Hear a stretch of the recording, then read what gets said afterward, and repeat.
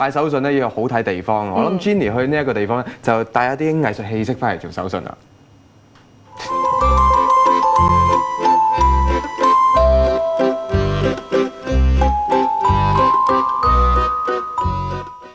將會入主北九龍裁判法院嘅藝術學院，總校位於美國喬治亞州首都薩凡納市。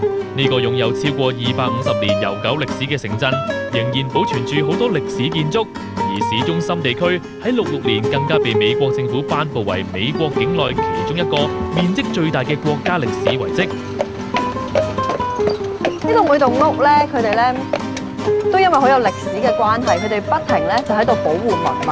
咁你見到咧好多好似呢一間咁樣咧，就係 under construction 咧，咁佢哋將會咧不停咁樣去修葺啊，去保護佢哋嘅。呢度啲人係真係好中意呢度嘅建築物。同樣都係位於喬治亞州薩凡納，雖然冇好似亞特蘭大嘅名氣，不過就多咗一份悠閒氣息。好似喺薩凡納入面嘅 Tybee Island， 就會見到好多一家大細喺度享受嘅家庭樂。好殘忍啊！其實哇好重啊，佢好似住咗個地咁啊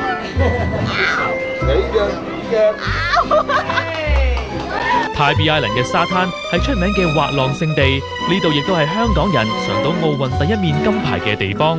嗱，我唔知你哋仲記唔記得啦？喺1996年亞特蘭大嘅奧運會入面，我哋嘅風之後珊珊美麗珊咧，就係喺 Tybee Island 呢一度咧攞到佢嘅奧運金牌㗎。